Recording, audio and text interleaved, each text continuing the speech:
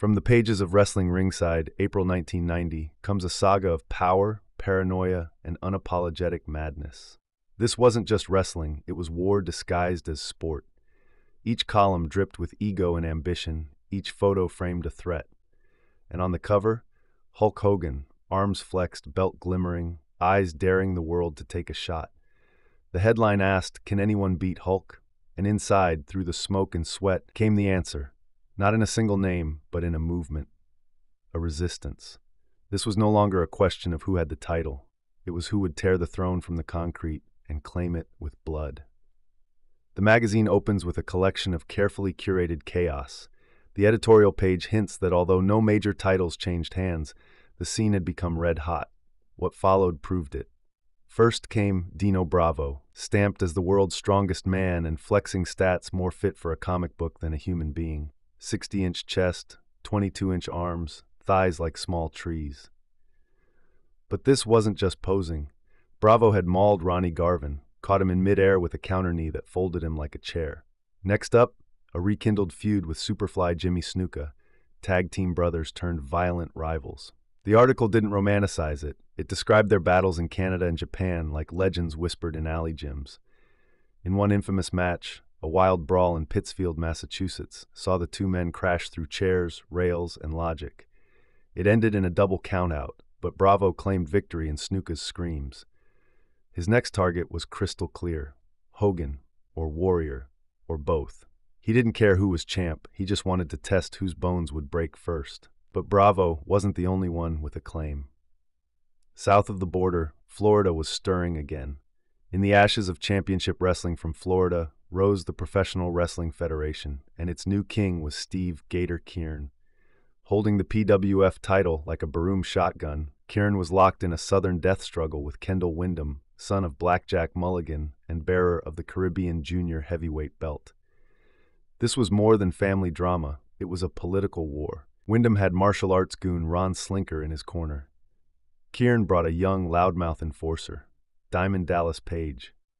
Meanwhile, tag champs Lou Perez and Mark Starr were defending their gold like Rottweilers, and Billy Jack Haynes, a ghost from the past, returned to challenge the unbreakable Mike Awesome. Their showdown looked less like a wrestling match and more like a demolition derby of human anatomy. Toss in the Terminator, guided by the gospel-laced ravings of Reverend Billy C. Wirtz, and you had a promotion that felt like the final act of a punk rock opera. In the margins, a tiny ad for the Fantasy Wrestling Association, letting fans play matchmaker by mail for $2.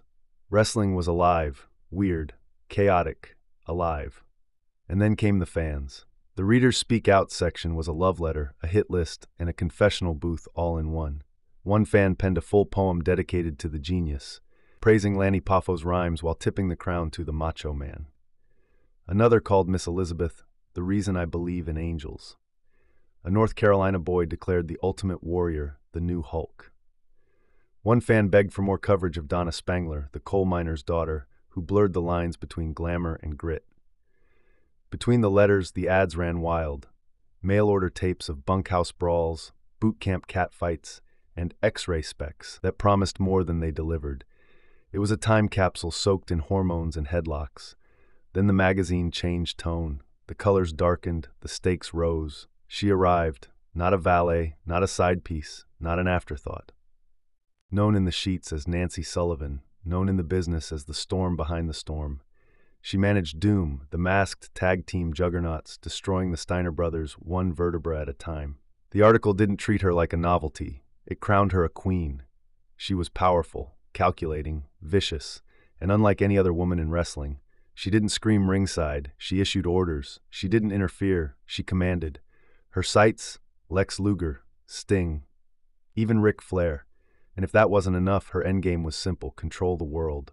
The most dangerous force in the universe, the writer claimed, and few argued. As the mist of chaos settled, a familiar voice returned, louder, meaner, and tropical. Oliver Humperdink, but not quite. This was the Big Kahuna. Gone was the tuxedo, gone was the soft-spoken Canadian. In his place stood a Hawaiian-shirted wild man managing the Samoan SWAT team, Samu, Fatu, and the Samoan Savage. Each man tipped 300 pounds. Each man could crush a car. Under his command, they became nightmares with bare feet and war cries. The Kahuna wasn't here to make deals. He was here to burn blueprints. He mocked the old guard, insulted the horsemen, and promised to bring WCW down one tag team at a time. Behind his tinted shades, he called the shots, and everywhere he went, the earth shook. And yet, above it all, beyond it all, stood Ric Flair, the NWA World's Champion, the diamond ring-wearing, kiss-stealing, limousine-riding icon of the industry. But his challengers were not traditional. Gary Hart, twisted genius, had assembled an unholy alliance. The Great Muta, with his green mist and martial silence, Dragon Master, cloaked in mystery and rage. Flair wasn't facing wrestlers, he was fighting shadows. Their war wasn't about titles, it was about pride, about control, about survival. Muta didn't speak, he sprayed, he struck, he vanished. Flair fought back the only way he knew, stylin', profilin', and bleeding under arena lights. The magazine teased their collision like a prophecy, a storm coming, where blood would meet mist in the heart of the NWA. As the issue winds down, you realize this isn't just wrestling news. It's a snapshot of an industry on the brink. Territories dying, characters mutating, champions chased by monsters, and beneath it all, a hum of rebellion. This wasn't just about who held the gold. It was about who could survive the war. Woman, Bravo, Kahuna, Keirn, Doom, Muta, they weren't players. They were threats, and Hulk Hogan? He sat on his throne, daring them to try. The answer to the question, can anyone beat Hulk, wasn't yes or no. It was watch your back. This is From the Pages.